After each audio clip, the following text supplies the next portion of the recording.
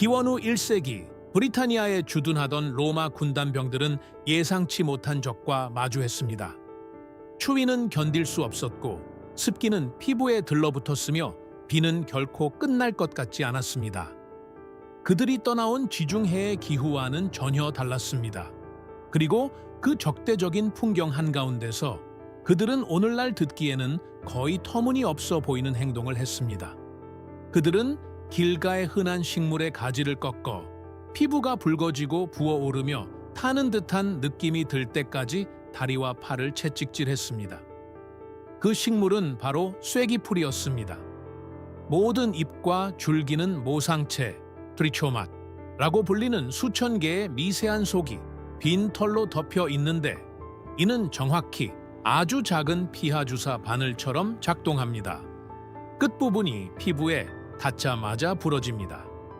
필라멘트의 나머지 부분은 조직을 뚫고 들어가 히스타민, 세로토닌, 아세틸콜린 등 알레르기 반응 시 신체가 방출하는 것과 동일한 분자인 화학 물질의 혼합물을 살갗에 직접 주입합니다.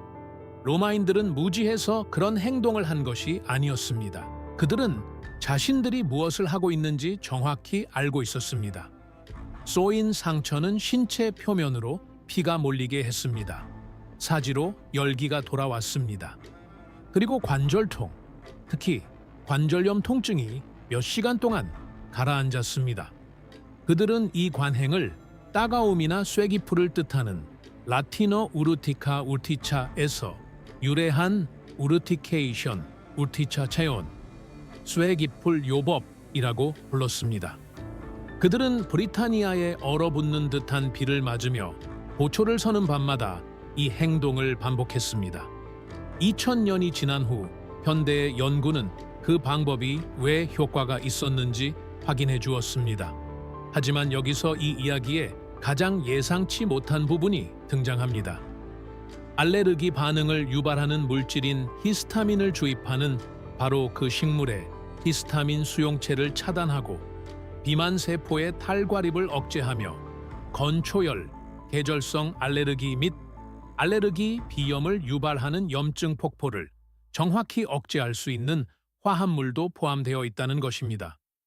당신을 쏘는 식물이 바로 그 반응을 완화할 수 있는 식물이기도 한 것입니다.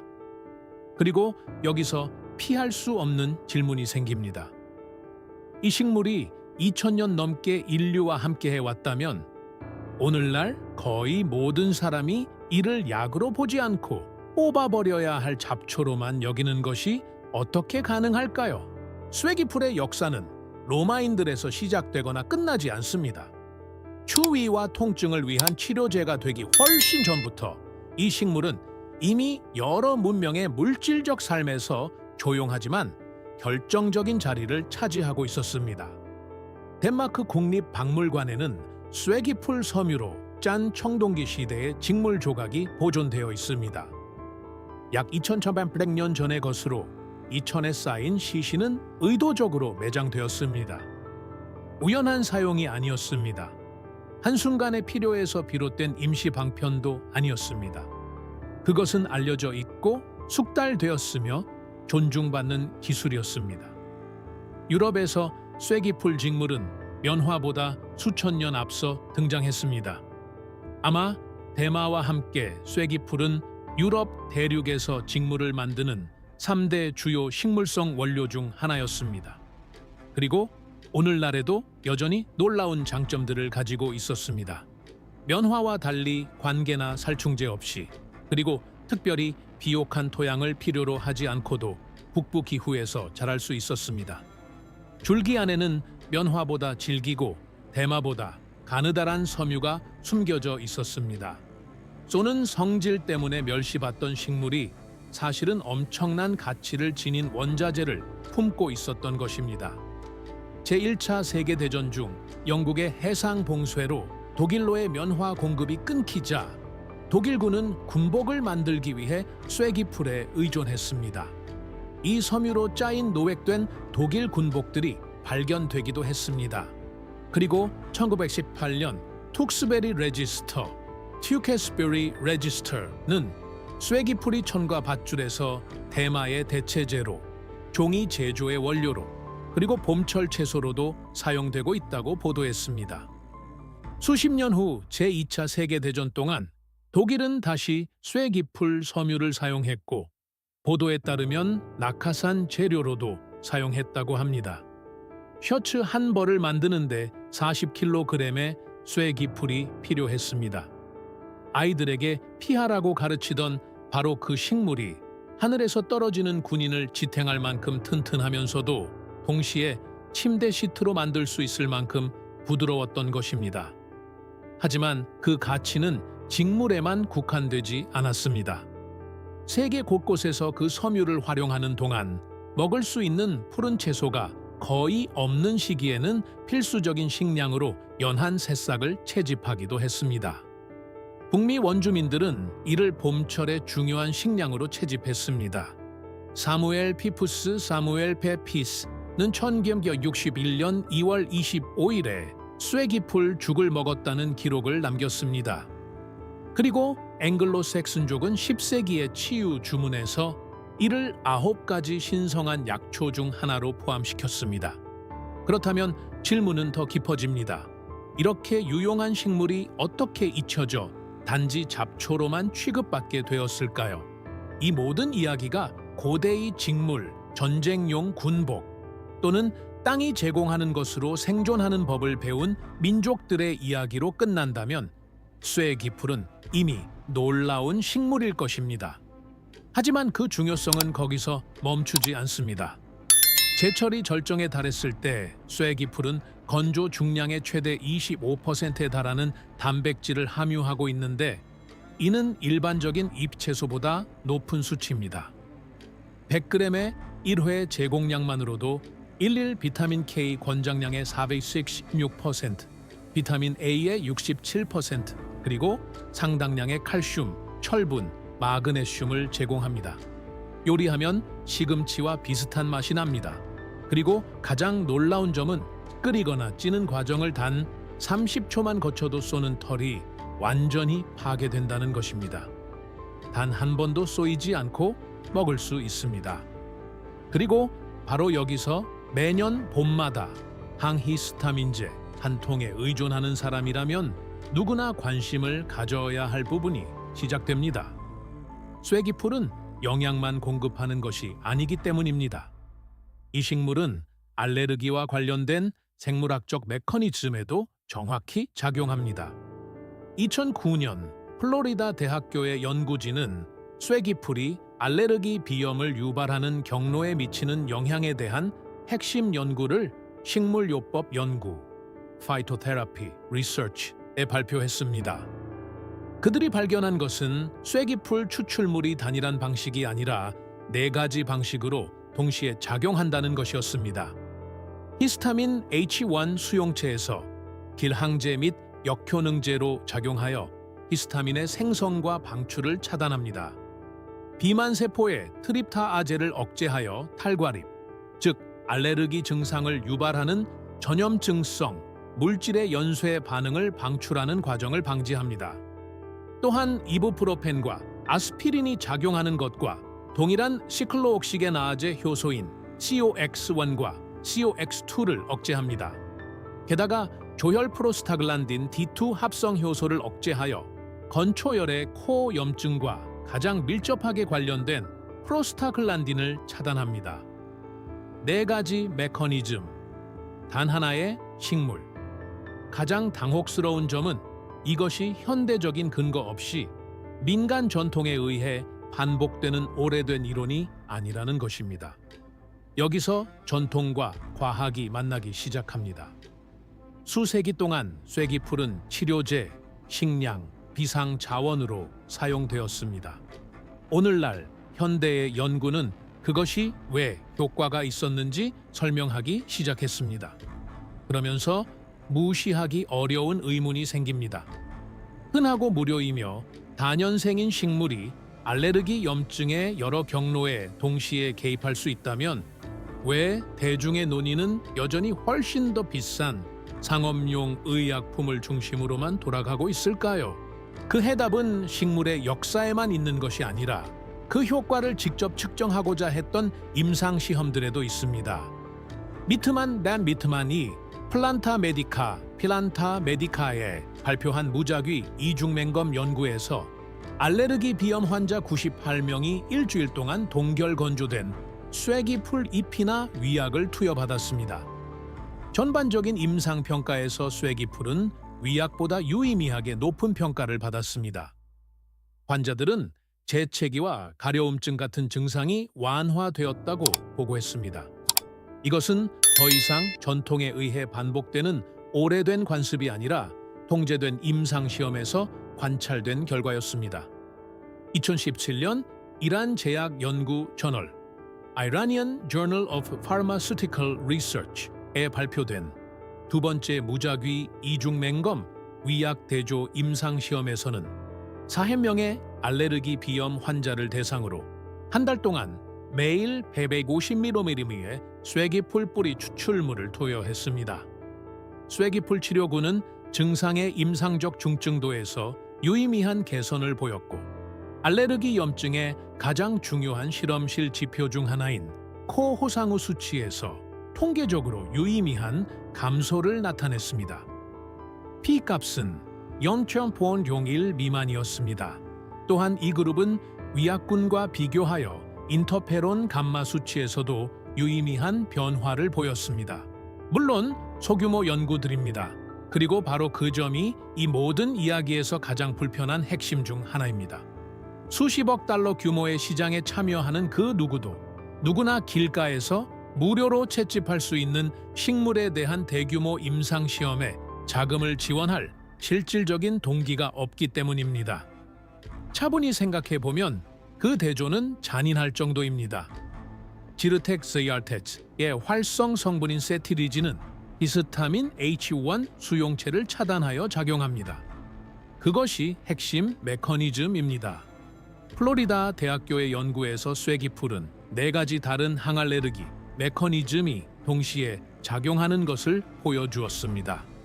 지르텍은 하나의 경로를 표적으로 삼습니다. 그 데이터에 따르면 쐐기풀은 4가지 경로에 작용합니다. 상업용 치료제는 한 달에 40달러가 들 수 있지만 쐐기풀차 한 상자는 단 몇 달러에 불과하며 식물 자체는 매년 봄마다 무료로 다시 자라납니다. 여기서 문제는 더 이상 의학적인 것에만 머물지 않고 경제적인 문제로 넘어가기 시작합니다. 그 월간 비용에 매년 계절성 알레르기로 고통받는 수백만 명의 사람들을 곱해보면 왜 이 논의가 거의 논쟁의 중심에 서지 못하는지 이해할 수 있습니다. 그러면서 피하기 어려운 질문이 떠오릅니다. 저렴하고 흔하며 특허를 받을 수 없는 해결책이 유망한 결과를 보여줄 때 그것이 무시당하는 이유는 효과가 충분하지 않아서일까요?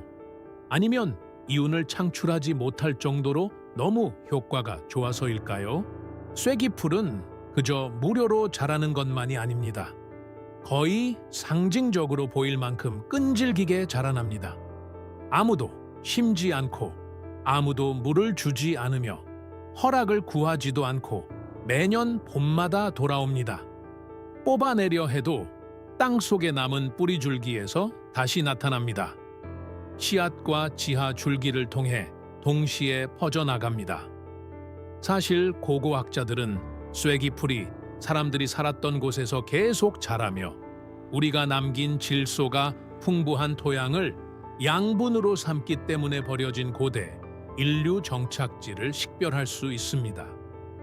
수세기 동안 인류를 따라다닌 식물입니다. 항상 그곳에 있었습니다. 그리고 그 식물이 끈질기게 돌아오는 동안 전 세계 알레르기 치료제 시장은 성장을 멈추지 않고 있습니다. 이 치료제들의 글로벌 시장 가치는 190억 달러 이상으로 평가되었습니다. 계절성 알레르기 비염 시장만 해도 2024년에 108억 달러에 달했습니다. 지르텍 C, 시유텍, 클라리틴, C, 클라리틴, 알레그라와 같은 2세대 항히스타민제가 그 공간을 지배하고 있습니다. 2023년에는 5,500만 명 이상의 미국인이 알레르기 조절을 위해 항히스타민제를 사용했다고 답했습니다. FDA는 처방전 없이 판매할 수 있는 110개 이상의 항히스타민제 제형을 승인했습니다. 그럼에도 불구하고 그 모든 선택지 중에 쇠기풀 추출물은 단 하나도 없습니다. 이러한 모순은 여러 국가가 이 동일한 식물을 어떻게 취급하는지 비교할 때 더욱 분명해집니다. 독일에서는 쇠기풀 잎이 승인된 천연 제품의 활성 성분으로 규제됩니다. 캐나다에서도 마찬가지입니다. 유럽연합에서는 전통 식물성 의약품으로 분류됩니다. 하지만 미국에서는 잡초로 간주됩니다. 어떤 곳에서는 그 의학적 가치를 인정받는 반면 다른 곳에서는 잔디 관리 업체들이 매년 봄마다 제초제를 뿌리는 대가로 돈을 받습니다. 같은 식물이 한쪽에서는 약이 되고 다른 쪽에서는 식물 쓰레기가 될 수 있는 것입니다. 여기서 우리는 더 이상 식물학이나 고대 치료법에 대해서만 이야기하는 것이 아닙니다.